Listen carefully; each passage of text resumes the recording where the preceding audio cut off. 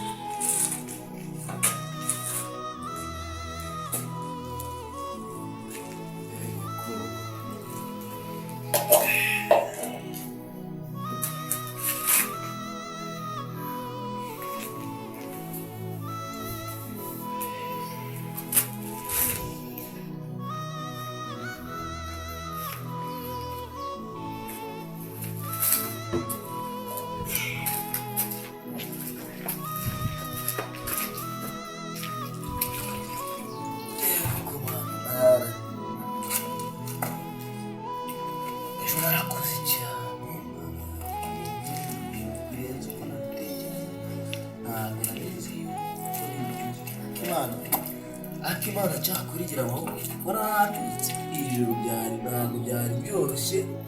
abe na gakeya.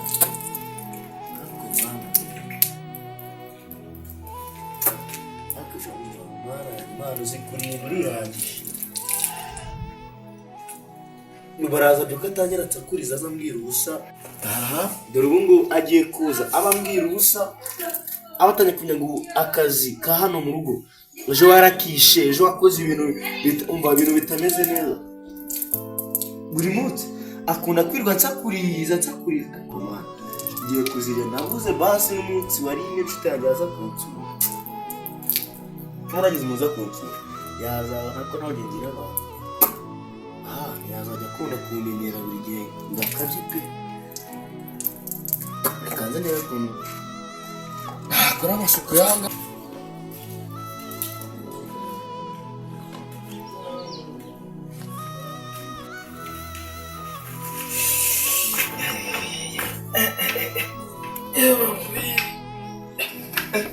numva ndamukanye inzara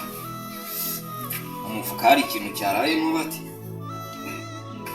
ariko nshakira amahirwe telefone zanjye nazicyuye zose shaba basiperi baba bazintwaye kabisa shambure n'ijana ra shamba musi hanya amafaranga ngana cyo yewe ariko se umunyarwa ntabwo yatetse igikoma. We Joseph mwana nabasigara nsuzugura wowe ikisakara bikabije yaje wanda nawe. We Joseph kuko burarebe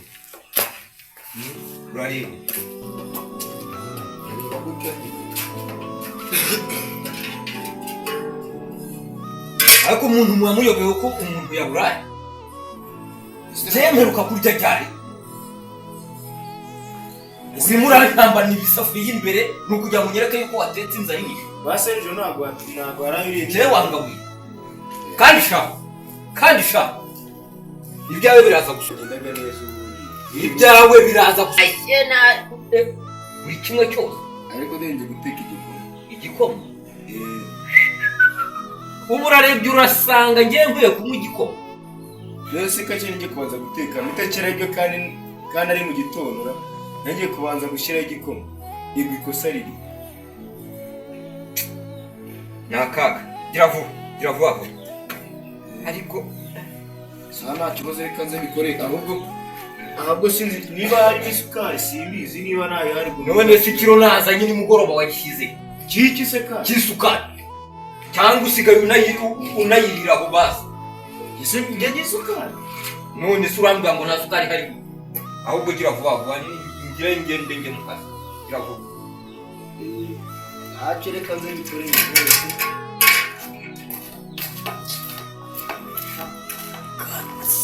Mana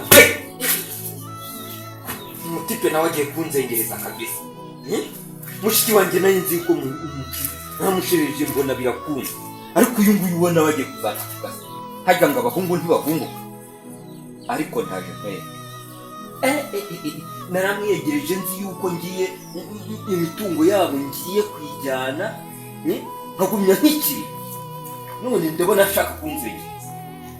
ariko inama ndayumva rumutse inama kuva muri turi kumwe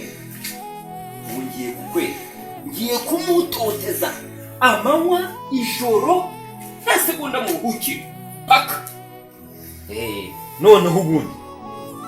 natagenda natamva imbere umva byanze bikunze ndahita mpera ariko byanze bikunze ndamwirenza hamwe kuko nirengeje mushiki wanjye byanze bikunze umwanzuro ndawufata ubuse babyutse bampamagiraho nibanye babyuka bandesha umutwe abataranikabira ntarenihumura ntayanjye iyi ngofero nayo kankingure rero wanjye wowe se uragendwa n'iki? Amakuru yawe amakuru ni meza yabize natwe turaho Joseph arahari se? nge Joseph arahari uramushakira iki? yaje kumusura n'inshuti yanjye inshuti yawe mwamenyaniye yari atuye muri karitsiye z'iwacu ese ko muzi nkaba ntakuzi kandi waba narahagendaga njye nakunze kuba iyo za Kigali ntabwo nabaga mu rugo za Kigali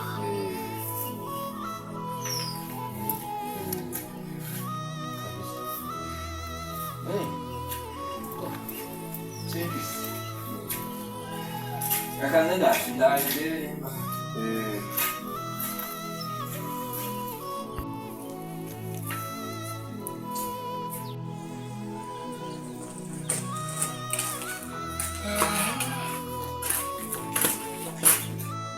wana pato na mbere natubonye boss wanjye amakuru amakuru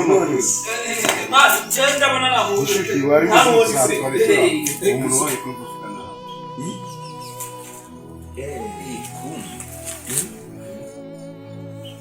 nakwiye mishuzinga ari kabiri kangahe sinangiye guhasaho ahubwo mbonye umushyitsi kambe muganirize kamuzana agatebe byagenda gase byagendaga ariko umuvandimwe yari yakumushe yambwiye ko udahari kumugurisha none se sinisharamuye naje nakubwira nawe ntacyo bakubwira naje nkubwire warumbwiye ngo ntawe uhari kandi ahari uyu muhungu ari kunzengereza gute se ari kunzengereza nimba ni inshuti yawe ushaka kumugira inama none se ndamugiriye inama Joseph ko yari umwana mwiza twari tuziranye koko yarahindutse yewe gaye arashaka kumugira nka mushiki wanjye akira mwana rero agira inama umugira inama kuko gatoya umva ibintu arimo rwose ndaje ewana sinzi rwose ubu ntabwo namenya ngo uri shyashya rende kuko ndinjiye umbwira ko adahari kandi yari arimo hariya nanjye sinari ko ahari none se ubu umuntu mubana uyoberwa ko adahari none se mwemeze bite ko nta muri gucecera ni byiza muvanga ariko ibyo mboneye ahangaha ntabwo ahumuriye gute se kandi uyu muntu mubana koko ubu mubanye muto nasubizira nawe ndi marume nakubwira se nuriya nuriya ariko n'inyazi hano mu rugo na ibintu byose kubura kugira gute tuvugana umugore nta kintu yakora reka ari umwana w'umukobwa rero zewe ntiyakura ntiyateka nanjye no guhaha se muvanga ubu nibi wahuye nabyo koko ubuzima nibwo ubayemo shabyore ntagahinda gusa ariko reka mubwize ntayimana ariko chanzare uko nacika n'umwanya uvande ngo muri Imana iri kumwe nawe Imana iri kumwe nawe kandi nanjye nzaza umusengera rwose cyane kunsengera ariko nawe ntabwo byoroshye reba nk'uko tuvugana ya masambu yose ashaka kuyijyana arashaka kukunyaga mbona rero ndafite ko impamvu abagenda nyitoratoza no kugira ngo ngende nza kugenda abaturanyi bazavuga ngo nibyo naniranye kandi narigeze naniranye nana gatoya mbiziho pe uko ubu tuvugana ndi kuntu mubona igera ari kumbwira ngo warahindutse nibaza igera ari kumbwira ngo warahindutse nibaze Joseph ko muzi koko twari tutabanye igihe gitoya ngo yahindutse niko ari kukubwira se ari kumbwira winjiye yewe ubu nubundi bega no katanambasha yakangurisha yakomera mwana wa mama komera uwiteka rishira nawe akunda ariko nyine wese niyo gahunda ariko yo gukomera niba ngombwa bizaba hagati aho ariko kubw'umubiri rwose bumeze neza barabyibushye uretse ibyo bibazo bindi mboneye ahangaha ariko ubundi ntacyo subizi ko se n'undi aribwo nanyikiva ikiganiro wabona ngiye no kunakugashyiramo nibwo nakiva hepfo mu mujyi n'ubundi nje nsanga n'ibibazo bimeze gutyo nta minsi namuranga ariko ku minsi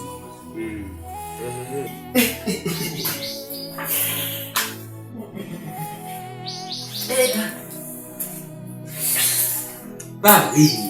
ibibazo pepe ntiharabigeze nahabigeze kwe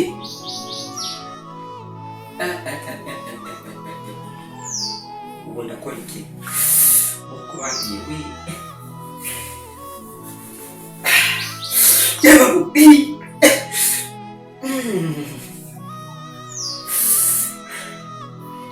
ndakora iki ko nije asigaye ndebera ku gikari ngomba kugira icyo nkora hakiri kare kabisa ariko nungutse inama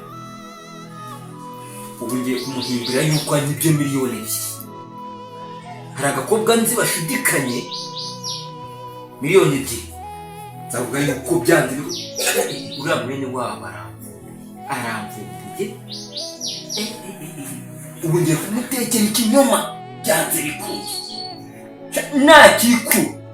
ndamenya ko ntazi kubesha kabisa miliyoni 2 agombe zimujye kugahanga none ugasitashidikanya nako azavuga kamugurira ubushenete iki ibintu byose ahubwo uretse ndaje n'umuhungu wanjye tubivuganeho kandi ndizera ko atari buze ari mu mwana byanze bikunze nama niyo kuko irasambu ngomba kuyitsindira byanze bikunze erega n'umuhungu wanjye akeneye kuzubakamo gutese reka n'abakire bakira hari ahantu babiye hari ukuntu babigenza nasubiye ni nabigenza kuriya umuryango sinya ese byaje kubanza kugera gutyo byose byari kubwira ibyo yari kumbwira uburyo ki uri mubi ngo utamwumva ngo wahindutse nk'ibase Joseph ko twabanye rwose ari inyangamugayo umunsi yahindutse ngo narahindutse njyewe ngo warahindutse ngo ntabwo wajya kuvugira nibaza uwo mutima rero ahantu wokuye ni ukuri nkumva birancitse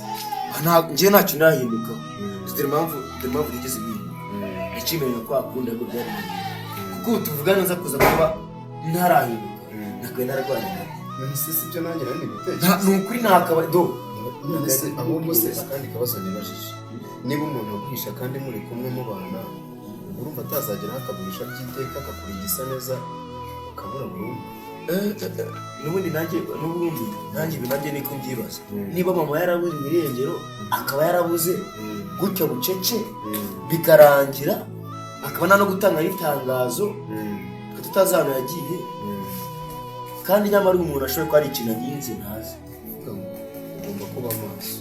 ibyo ukora byose ugomba kuba maso kandi ugafunguka ubwonko cyane ugatekereza uyu muntu ntabwo ari umuntu mwiza dore impamvu nyine nanjye ngewe impamvu pe ariko sinzi ukuntu ntabwo byashoboka pe mbere nari muzi yitonda mbere nazaga nganyibona baranyakira neza ariko tuvugana nawe bigeze nimba ari uko mva ko naje kuba hano kandi njye sinzaba hangaho cyane ahubwo nazanagurisha niyubakire si bya byiza ariko koko abanyarwanda bavuze ukuri imikoro makuru je byo nawe urabimbizi ko bigeze kujya bambwira ngo guhana n'isuka nyakuru mu gihe anda go kwa kujoganya uraho mwana cyayicara hano icara sinshaka ko imvura yakubise nanyanyiwe nazo sinabona shize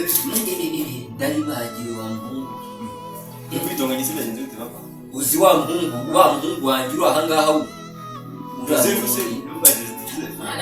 ko ni Joseph nimba iki umbase ubu agahinda kanyishe mana yanjye yagenze biteze ko mbona ingofero zadufata mu mutwe n'ubu ngubu ndumva umutwe gusa ngiye kukunyuramo muri makeya ngiye kuryama ndumva uramfite kandi dizera ko aho we Joseph yitonda nta kibazo yitonda uraje umuntu yamaye uzi ko amaze kumura miliyoni Joseph ya mafaranga nari nguguye yajyanye ushobora kugenda urebe neza ahantu ngo wayashyize Joseph atwara miliyoni dore nimugoroba namubwiye ngo ajye kumusasa rwose nayo ndagenda ndaryama nzi ngo ni umwana mu rugo ndangije mu gitondo nibwo mvuze ati nuramukuje urahita uyajyana kuri banki kugira ngo tutazayasesagura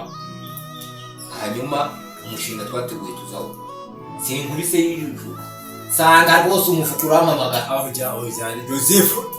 cyambaye niwe twararanye aha n'ubu urambona ideni n'ubundi bwo ngiduka aka kanya kandi agiye afite mushuti nimba atayamushyiriye mushuti we hari umuhungu bavanya ya Joseph aritonde cyane rero Joseph ntajya avuga amagambo menshi uriya rero rwubika ngo uriwe rw'uburangizo umuntu ucecetse ni mubi ahubwo umugendere ari he agiye ku isoko ngo agiye guhaha ngo atekere ariko rero ubu nsigaye ubundi we ni gute ufata umuntu ukajya kumusasisha uyobewe ko yakwiba ufite ese ubyaje kubanza kubwira gutyo byose byari kubwira ibyo yari kumbwira uburyo ki uri mubi utamwumva ngo wahindutse nk'abaseguze ko twabanye rwose ari inyangamugayo muzi yahindutse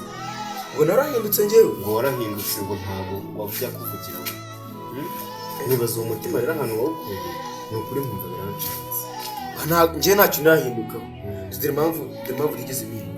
ndakimerera ko akunda ko byari kuko tuvugana nza kuza kuba ntarahinduka nakwiye nararwanya none se sibyo nanjye nandi gutekereza ni ukuri ntakaba none se aho bose akandi kabazo nibajije niba umuntu aguhisha kandi muri kumwe mubana urumva atazageraho akaguhisha by'iteka akakuriye igisa neza ukabura burundu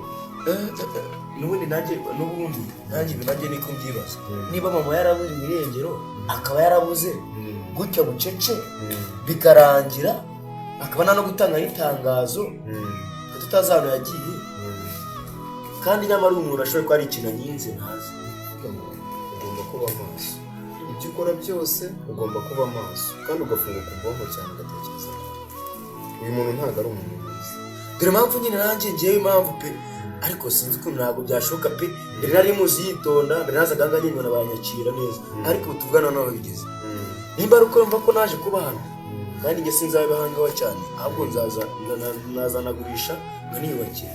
si byaba byiza ariko kuko abanyarwanda bavuze ukuri makuru je byo nawe urabibwiza ko nigeze kujya bambwira ngo guharane isuka nyakuru mu gihe ati boneka azakubona atazakwereka atubwa impamvu gufata neza ngo nuko mushiki wagiye none dore niba kuko sabuze amaze gutabaruka nk'isi ko byatangiye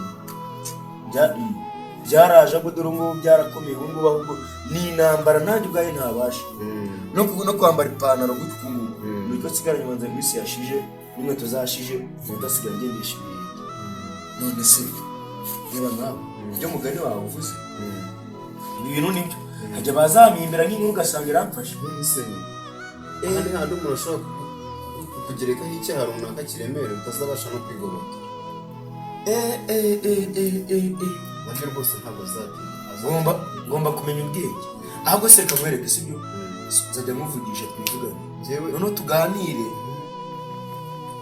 ube wangira inama afasha kungira inama rero dukunda gupfa ku bintu bijyanye no kurya iryo cyane hano ngo guteka ngo anyicishije inzara ngo nashonje ariko ikindi sinzi hano umugore wasigaye niyo mpamvu ubu ntabwo kiba muri uru rugo. reka nawe hari niba yaramenyesheje ariko se ubundi uyu muntu koko namubonye no kubana n'umuntu koko n'umugore abagore barihanga bashoboka nako amafaranga agize ubize umushinga twateguye twarawupanganye turavuga tuti reka dukore mushiki wanjye azaze afite nta hantu nawe azakajya none se ataza ngo ajye mu bintu by'inoze none se nagize imana yangiza kwiga hakiri kare ndamutanga ndaje ngo dukore bizinesi none ngo amafaranga barayatwara ari hehe rero impamvu namwizeye uriya mwana urabizi ko ari uwa mushiki wanjye urumva namwizeye nk'umwana wa mushiki wanjye nk'uwanjye n'ibyara none ndebera ibyatangiye kunkorera ngiye nyereka ahantu ari abajyanye muri bya bindi byawe none se nari nava ahangaha mwana ubu urabona atari mu gitondo sibwo nyibyuko ubu ngubu dore n'ubu ngubu nari ntariho umuntu miliyoni cyangwa bamushutse barayajyana ariko ngiye kuri uriya muhungu uzindutse uza kumureba akambwira ngo agiye guhaha ashobora kuba ari uri kumwoge hano se runaze n'undi muhungu batangiye gushudikana cyampaye nkawe uyagiye namwise mbona ari umwana mwiza witonda ndavuga nti twanabana nta kibazo ati uboneka azakubona atazakwereka atubwa impamvu gufata neza umuntu uko mushiki wagiye none dore reba kuko sabuze amaze gutabaruka ntisi ngo byatangiye byaraje ngo dore ngo byarakomeye ngo ngubu ahubwo ni intambara nanjye ubwayo ntabasha no kwambara ipantaro gutyo ngo niko sigara nyanza iminsi yashije n'inkweto zashije udasigara ngendesha ibirenge none se reba nkawe ibyo mugani wawe uvuze ibi bintu nibyo hajya bazamimbera nk'inkuru ugasanga irafashe aha ni handi umuntu ashobora kugerekaho icyaha runaka kiremereye utazabasha no kwigobota nabyo rwose ntabwo zatinda ngomba kumenya ubwenge ahubwo se reka mwereke sibyo nzajya nkuvugisha twivugane njyewe noneho tuganire ube wangira inama afashe kungira inama rero dukunda gupfa ku bintu bijyanye no kurya iyo cyane hano ngo guteka ngo anyicishije inzara ngo nashonje ariko ikindi sinzi hano umugore wasigaye niyo mpamvu ubu ntabwo kiba muri uru rugo reka nawe hari niba yaramenyesheje ariko se ubundi uyu muntu koko namubonye no kubana n'umuntu koko n'umugore abagore barihanga bashoboka nako Jesus man n'igitangaza papa hari ikintu utaruze nabwo nabikubwiye yari surprise nashaka kuzamutungura natumije imodoka hanze none ayo mafaranga nagira ngo yambe njye kuyakuramo kategori mbone perime imodoka izagera hano mu mezi 2 nabonye kategori nta kibazo ntajya kwirirwa ncengana n'abayobozi ngo nta kategori ubu mu cyumweru kitaha bivuga ko yari muri maje imodoka yari yaje ari hehe cyapana ihana oya ubu se ntabwo bishoboka munyereke yes ndabikoze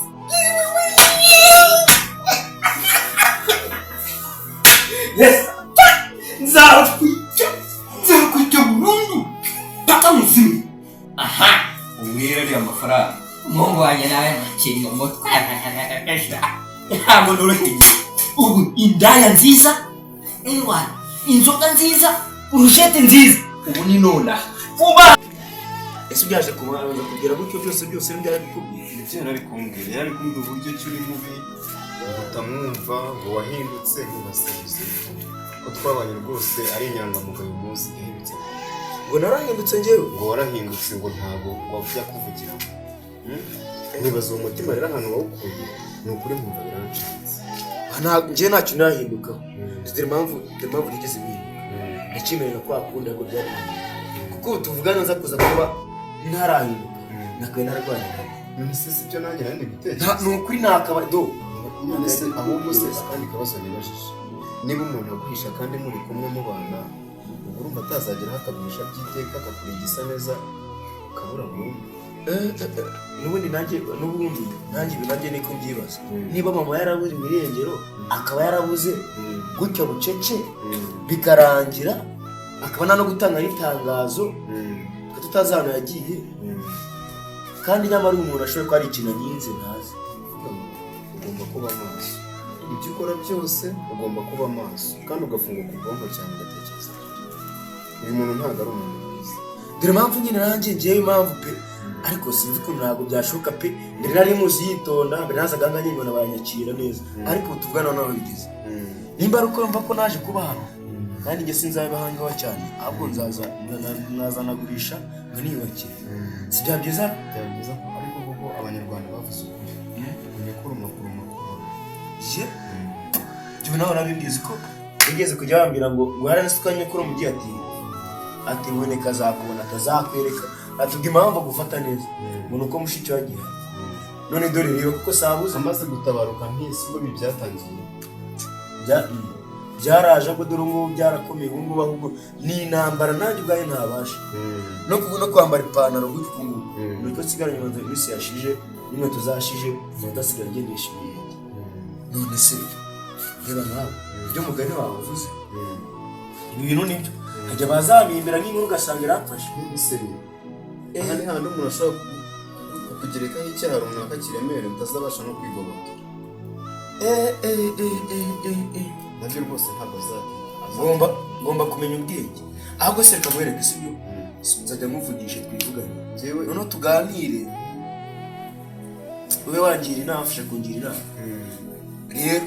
dukunda gupfa ku bintu bijyanye no kurya iyo cyane hano ngo guteka ngo anyicishije inzara ngo nashonje, ariko ikindi sinzi hano umugore wasigaye niyo mpamvu ubu ntabwo kiba muri uru rugo. reka nawe niba aramenyesheje. Ariko si ubundi uyu muntu kuko namubonye n'uwo kubana n'umuntu koko n'umugore Abagore barihanga bashoboka nabo uriya muntu rwose miliyoni atinyukira miliyoni uta fuck ntabwo bishoboka ibi. What is it? Kisekani